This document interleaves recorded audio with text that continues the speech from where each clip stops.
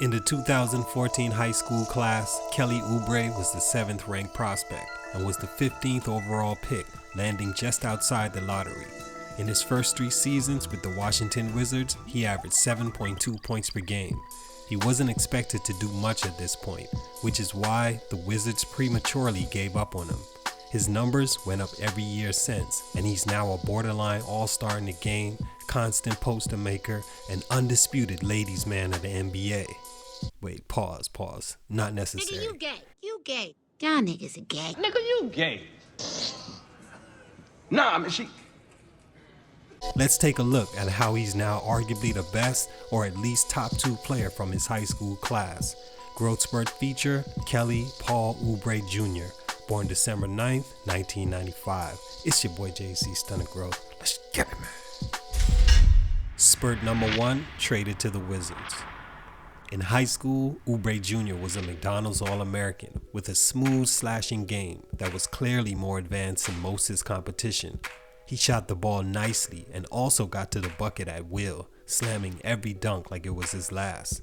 At Kansas, he was expected to come in and average at least 15 points a game, take KU deep in the tourney, and be the school's next one and done.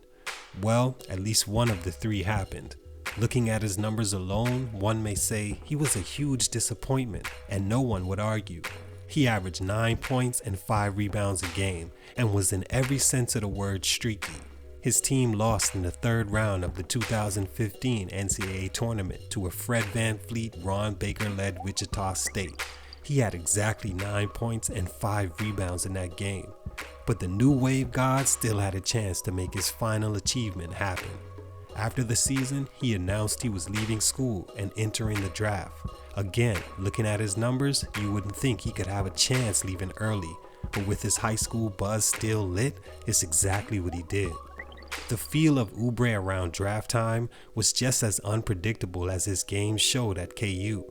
At just 6'7", wiry frame, not many teams saw him as a potential franchise cornerstone, but a nice complementary piece to a good team. So he fell out of the lottery and into the hands of the Atlanta Hawks, who hot potatoed him to the Washington Wizards. Горячая картошечка. Very hot potato. Ой, ай.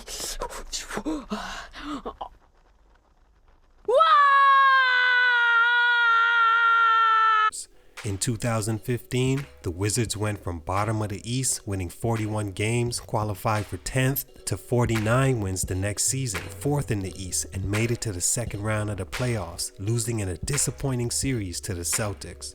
Wall and Beal were both on fire at that point, and the Wizards looked to be on the rise, barring they could stay healthy. In 2017-18, Oubre looked to have caught a hang of the NBA game and averaged 11 points and 4 rebounds. Solid, but the team didn't see him progressing quick enough for the group that needed to contend now. After 3.5 years in Washington, they traded him to Phoenix, and the boy hasn't looked back since. He averaged 16.9 points a game the rest of the 2018-19 season, and in this season looks like a completely different player who's been rejuvenated by the trade, and game finally caught up. Ladies and gentlemen, we're now seeing a star in the making. Phoenix was exactly the team he needed, that already had a star player, not at his position, a big that could play with any in the league, and no expectations that mattered. And the Wizards gave him up for Trevor Ariza. Spurt number 2, shooting. In the 2019-20 season, he's shooting a career-high 35% from 3 and 52% on his 2s combined for a 46% clip. He's averaging a career high in rebounds as well, while playing the most minutes he's ever played at 34 minutes a game. I call him the king of the 5-game stretch. He'd go on these tears every month where he'd have 5 games in a row where he looks like a clear-cut all-star. Once he learns to put all that together in the next few seasons, the 24-year-old could be a serious cornerstone for the Suns. Spurt number 3, his confidence exploded to another level.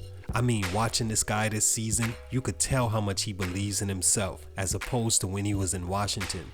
The TSUNAMI PAPI is what they call him on social media, and I think he's let that get to his head, but in a good way. He's been a poster boy for the NBA when it comes to the ladies, and I think he's used that confidence in that arena and transferred it to the one that could use some after the ups and downs he's experienced. It's working because, as I mentioned earlier, his numbers are up, he's making your favorite players and teams wallpaper, and doesn't look like he wants to stop now. Kelly Oubre hit a growth spurt, ladies and gentlemen, and while the ladies I'm sure are loving it, males in the NBA better get that boy his space. Or not. It's your boy JC Stunted Growth, and I'm out. Nigga, you gay.